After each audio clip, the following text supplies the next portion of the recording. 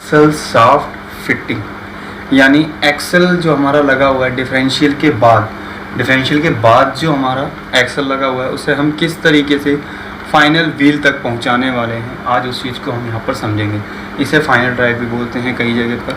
अब यहाँ पर अब जो हमारा एक्सल है, जैसे हमारी डिफरेंशियल यूनिट से एक एक्सल निकलेगा और वह पहुँचेगा व्हील तक, तो इन दोनों के बीच में अगर मैं देखूँ तो एक शाफ्ट लगी है, शाफ्ट के इस वाले पॉइंट पर एक जॉइंट लगा हुआ होता है, ठीक है।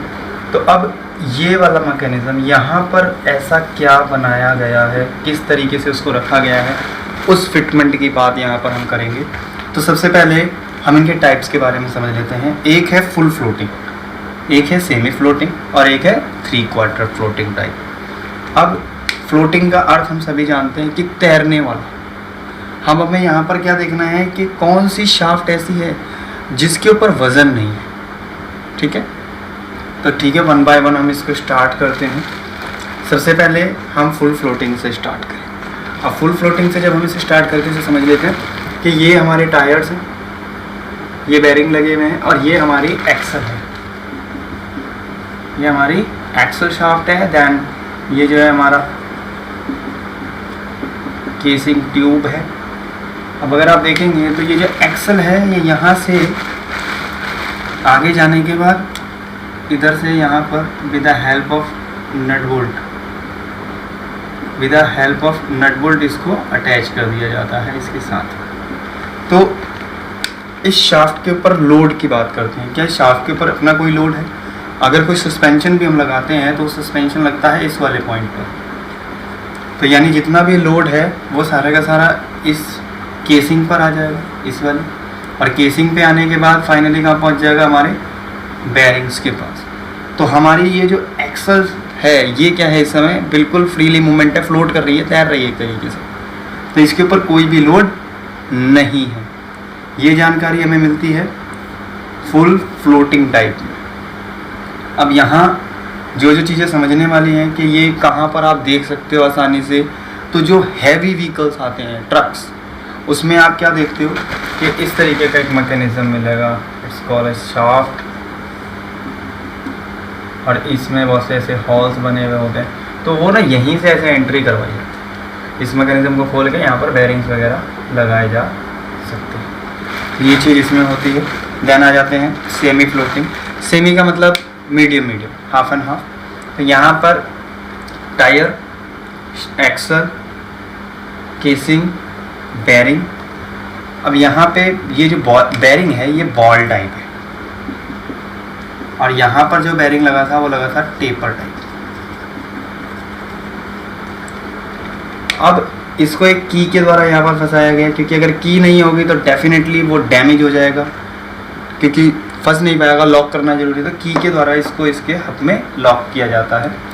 अब हब में लॉक करते हैं, कईयों में ग्रूविंग्स बनी हुई होती हैं वहाँ पर, इस शाफ्ट में ही, इस वाले पॉइंट पर, जैसे आपका स्लिप जॉइंट होता है उस तरीके से, और फिर बोल्ट के द्वारा आप इसे टाइट करते हैं। अब यहाँ पर अगर आप देखेंगे तो ये जो हिस्सा है ये क्या है, पूरा का पूरा बेरिंग के ऊपर। सेमी फ्लोटिंग में जो वज़न है वो ज़्यादा से ज़्यादा जो है आपका शाफ्ट के ऊपर, बेरिंग पे जो लोड है वो बहुत ही कम है। अगर मान लीजिए इस वाले पार्ट पर सस्पेंशन अगर लगा हुआ है केसिंग के ऊपर, तो आप देखेंगे कि वज़न जो है वो इस पर पड़ेगा, और उसके बाद होते हुए मेनली जो बेरिंग्स के थ्रू होने के बाद फाइनली कहाँ पहुँचेगा? यहाँ पर, इसकी शाफ्ट पर। और शाफ्ट पे पहुँचने के कारण ही ये जो तकनीक थी ये रखी जाती थी हल्के वाहनों में। हल्के वाहनों में इस तकनीक को रखा जाता था। ये जो फुल फ्लोटिंग है ये रखा जाता है भारी वाहनों में। और जो 3/4 है फ्लोटिंग टाइप सिस्टम, इसको जो है हम रखते हैं ऐसे वाहनों में जो मिड हो, यानी मध्यम स्तर।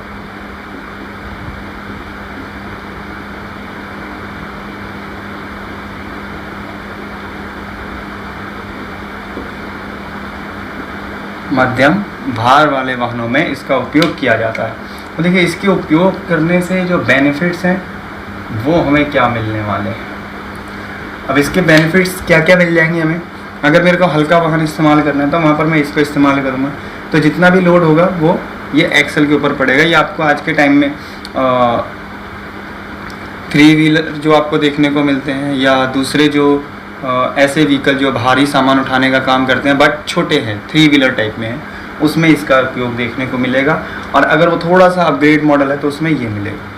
लेकिन सबसे ज़्यादा भारी वज़न इस्तेमाल करने वाले जितने भी आपको सिस्टम्स मिलेंगे फुल फ्लोटिंग टाइप, वो सभी आपको मिलेंगे तो सिर्फ और सिर्फ भारी वाहनों में, जैसे ट्रक्स, हैवी ट्रक्स जिसको हम बोलते हैं। हमारी गाड़ियों के अंदर जो सेंसर्स लगे हुए हैं, कुछ सेंसर्स ऐसे होते हैं जो ECM की हेल्प करते हैं कि वाकई में उतना ड्राइव आगे जा भी रहा है या नहीं जा रहा, यानी इंजन से कितना पावर मुझे बनवाने की रिक्वायरमेंट है, कहीं पे कोई लॉसेस तो नहीं हो रहे। अगर लॉसेस हो रहे तो उसको पूरा करने के लिए इंजन पावर ज़्यादा बनवाएगा। तो उसको एक बार थोड़ा समझने का हम यहाँ प्रयास करेंगे। हमारे engine, clutch, gear box and differential, और ये हमारे हो गए व्हील्स, ये हमारी जो एक्सल शाफ्ट हैं। इंजन के अंदर जो क्रैंक शाफ्ट है उसके RPM हमें पता चलेंगे क्रैंक शाफ्ट पोजिशन सेंसर से। क्लच का जो पेडल है वो कितना प्रेस किया गया है वो पता चलेगा क्लच पेडल पोजीशन सेंसर से। गियर बॉक्स के बाद फाइनल ड्राइव पे जो हमारा क्राउन व्हील लगा हुआ होता है डिफरेंशियल यूनिट का, उस पर हमारा लगा होता है VSS sensor, vehicle speed sensor, कि गाड़ी किस रफ्तार से चल रही है। टायरों पे कुछ सेंसर्स लगे हुए होते हैं जो ये बताते हैं कि व्हील कितनी स्पीड से घूम रहा है। तो अब हम इसका इंक्लूजन निकालते हैं कि क्या फ़र्क पड़ेगा। देखिए, CKP से VSS तक क्या कोई लॉसेस हो रहा है, क्या कोई नुकसान हो रहा है। जैसे इंजन, अगर मैं क्लच को एंगेज मान लूँ तो इंजन की जो ताकत है वो डिफरेंशियल के क्राउन व्हील तक बिल्कुल उतनी ही जानी चाहिए जितनी सेट की गई है। यानी इंजन से क्लच, क्लच से इनपुट शाफ्ट से काउंटर शाफ्ट से आउटपुट शाफ्ट, इस तरीके से होना चाहिए।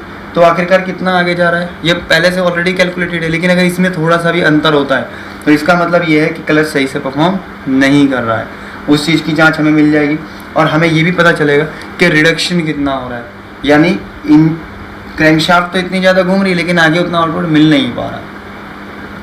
तो यहाँ पर हमें रिडक्शन पता चल जाता है, जिसे हम इन शॉर्ट अगर मैं आम बोलचाल की भाषा में बात करूँ तो जिसे हम बोलते हैं स्लीपेज होना। अब नेक्स्ट की हम बात करेंगे VSS टू WSS। VSS जितना घूमना चाहिए, यानी क्राउन व्हील जितना रोटेशन लेना चाहिए उतना ही टायर भी घूमना चाहिए। लेकिन अगर इन दोनों के बीच में अगर अंतर आ गया तो इससे हमें ये पता चल जाएगा कि ये टायर जो है वो स्लिप हो रहा है। इसी तरीके से दोनों साइड VSS लगे हुए हैं, दोनों का डाटा मिलेगा, और दोनों का डाटा मिलेगा तो हम ये कंफर्म कर सकते हैं कि जो ताकत क्राउन व्हील को दी गई है, क्या मान लीजिए VSS बताता है कि 1 राउंड पूरा हुआ, तो उसी समय इसका भी 1 राउंड पूरा होना चाहिए और इसका भी 1 राउंड पूरा होना चाहिए। अगर नहीं हो रहा तो इसका मतलब ये है कि ये कहीं ना कहीं थोड़ा सा अंतर क्रिएट कर रहे हैं। CKP, VSS, WSS, इसकी हेल्प से ECM को अच्छा पावर बनाने में मदद मिलती है और पता चल पाता है कि इंजन पर लोड कितना है, नंबर 1, ठीक है। इसके साथ साथ ECM को क्या हेल्प मिलने वाला है, यहाँ से ECM को हेल्प मिलने वाला है गियर रिडक्शन।